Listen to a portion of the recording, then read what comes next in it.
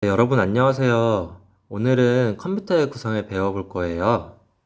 여러분들이 컴퓨터를 많이 사용하고 있지만 컴퓨터가 정확히 무엇인지 그리고 어떻게 이루어져 있는지 잘 모를 거라고 생각을 해가지고 이번 수업을 준비를 해봤어요. 그러면은 한번 우리 컴퓨터에 대해서 자세히 배워보도록 할까요? 자, 먼저 컴퓨터란 전자회로를 이용한 고속의 자동 계산기라고 간단하게 정의를 내릴 수 있고요. 숫자 계산, 자동 제어, 데이터 처리, 사무 관리, 언어나 영상 정보 처리 따위에 광범위하게 이용되는 그런 장치예요. 여러분들은 이 중에서 게임을 많이 하는 친구들도 있을 거고, 아니면은 웹서핑을 하는 친구들도 있을 거고, 아니면은 사진을 찍어가지고 영상 편집을 하는 친구도 있을 것 같아요. 자, 그러면은 이 컴퓨터는 무엇으로 이루어져 있느냐? 바로 하드웨어하고 소프트웨어로 이루어져 있는데요. 하드웨어는 컴퓨터를 구성하는 기계 장치를 얘기를 해요. 여러분들이 실제로 손으로 만들 수 있고 돈을 주고 많이 사다 끼고 교체를 하는 그것들이 하드웨어가 되는 거예요. 자, 그러면은 컴퓨터는 하드웨어 말고 또 뭐가 있느냐? 소프트웨어가 있는데요. 이 소프트웨어는 우리가 실제로 손으로 만질 수는 없지만 컴퓨터 안에서 작업이 이루어지고 있는 그런 것들을 얘기를 해요. 예를 들면은 여러분들이 컴퓨터 전원을 딱 키면 볼 수 있는 컴퓨터 제조사의 마크나 아니면은 이제 깃발 모양이나 사과 모양과 같은 OS 프로그램들이 있고, 그리고 여러분들이 마지막에 사용하는 게임, 그리고 문서 작업, 그리고 영상 편집, 인터넷 이런 것들이 소프트웨어라고 보면 돼요. 자, 그러면은 이번 시간에는 하드웨어에 대해서 좀 더 알아볼 건데, 하드웨어를 분류를 할 때 입력장치, 연산장치, 기억장치, 출력장치 등으로 나눌 수 있어요. 그러면 가장 처음으로 우리가 알아볼 것은 입력장치인데요.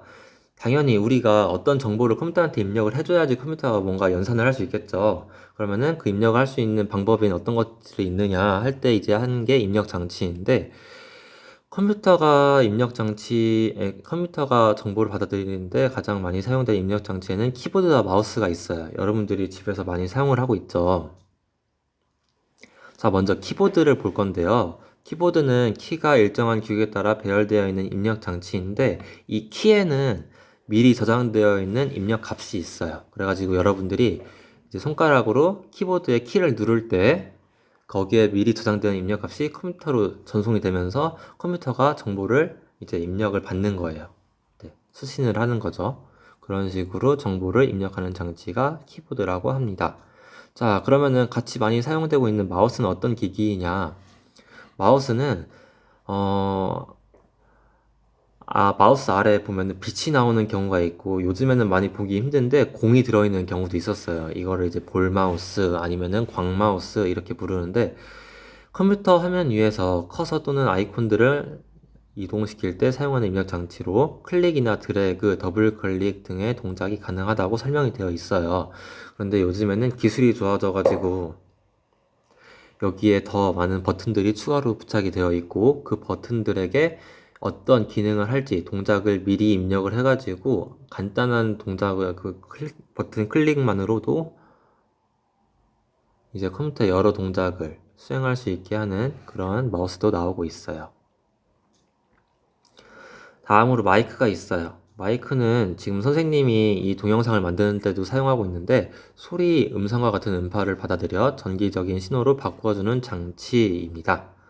여러분들이 이제 친구들과 게임을 하면서 대화를 한다거나 영상 채팅을 할 때 이제 사용하는 장치이기도 하죠. 다음으로 각종 센서가 있어요. 우리가 지금 일반적으로 컴퓨터를 사용할 때 많이 사용하진 않지만, 산업 현장 같은 경우에서는 컴퓨터를 가지고서 단순히 문서 작업이나 게임을 하는 데만 사용하지 않아요. 그래가지고 아주 복잡한 정보들을 받아들일 때 이제 이 센서들을 이용을 하는데, 온도 센서, 감광 센서, 압력 센서, 진동 센서 등을 여러 개를 조합을 해가지고 여러분들이 상상하기 어려운 복잡한 기계도 만들기도 합니다. 자, 이제 이런 센서들이 있다는 것을 알아두고 다음에 연산 장치로 넘어가 볼게요. 자, 연산 장치는 중앙 처리 장치라고 부르는 CPU로 구성되어 있는데요. 이 CPU가 다시 제어 장치, 연산 장치, 레지스터 등으로 구성이 돼요. 그리고 이 중에서 CPU와 비슷한 기능을 하지만 다른 이름으로 불리고 있는 놈이 하나 있는데요. 바로 GPU라고 합니다. GPU는 그래픽 프로세서 유닛이라고 하는데, 우리가 CPU가 정보를 처리하는 방법은 단순한 숫자 계산이에요. 우리가 0과 1로 되어 있는 이진법의 데이터를 컴퓨터가 입력을 받고 그 이진법의 데이터를 각종 수식을 통해서 계산을 하는 게 CPU가 하는 역할인데, 이 중에서 그래픽은 조금 더 큰 덩어리로 이루어져 있어가지고 계산을 할 때 단순한 계산이 더욱더 많이 반복되고, 그리고 그 계산의 그 숫자가 더 큰 편이에요. 근데 이거를 GPU라고 하는 특별한 프로세서를 통해서 큰 수의 계산에 용이하도록 따로 만들어 놓은 거죠. 그래가지고 CPU와 GPU를 같이 놓게 되면은 짧은 수식이나 간단한 계산 같은 거는 이제 CPU가 담당을 하고, 그래픽 같이 뭉탱이로 되어 있는 그런 계산은 GPU가 담당을 하면서 더욱더 빠른 속도로 정보들을 처리할 수 있게 되는 거예요. 잘 이해가 되나요? 선생님이 말을 하면서도 너무 빨리 말을 하는 것 같아가지고 조금 이제 걱정이 되긴 하네요. 자, 그러면은 이 연산장치에서 계산한 정보들이 어떻게 가느냐? 기억장치로 가야죠. 컴퓨터가 필요로 하는 정보, 컴퓨터가 자료를 처리하여 얻은 결과 등을 저장하는 기능을 하는 장치가 기억장치인데요. 크게 주기억장치, 그리고 보조기억장치로 나눌 수 있어요. 주기억장치 같은 경우에는 여러분들이 저장을 한다라고 하면은 보통 이 주기억장치에 저장이 되는데, 여러분들이 인터넷에서 동영상을 다운받거나 사진을 다운받았어요.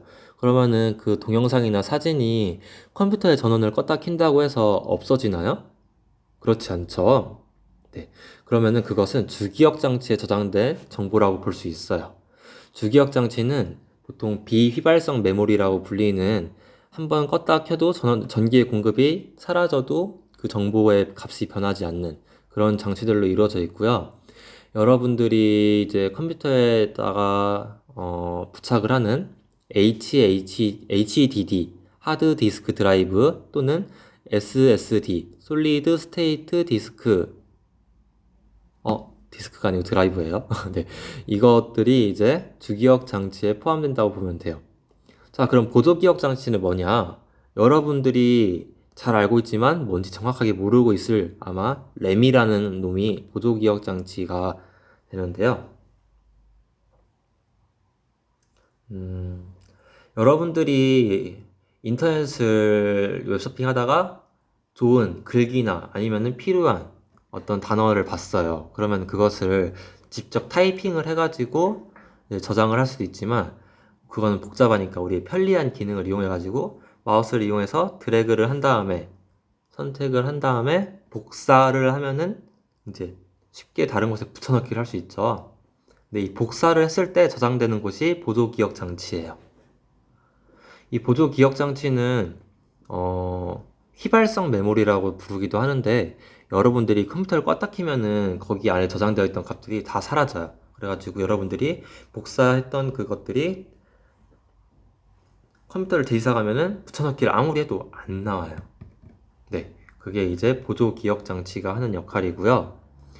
보조기억 장치는 일반적으로 주기억 장치보다 속도가 빠른 편이에요. 그래가지고 보조기억 장치가 용량이 크게 되면은 조금 더 작업을 빨리 할 수 있는 그런 이점도 있다고 볼 수 있죠. 자, 지금 출력 장치와 인터넷에 관해서도 설명을 하고 싶은데, 그렇게 되면 여러분들이 너무 힘들 것 같아가지고 이번 시간에는 입력 장치, 연산 장치, 그리고 기억 장치까지만 알아보도록 해요. 오늘 특별한 과제는 없습니다. 여러분들 이 강의 듣고서 컴퓨터에 대해서 조금 더 궁금한 점이 생기고, 그리고 오늘 배운 내용에 대해서는 이해를 해서 컴퓨터를 조금 더 잘 아는 그런 시간이 되었으면 좋겠네요. 여러분 수고하셨습니다.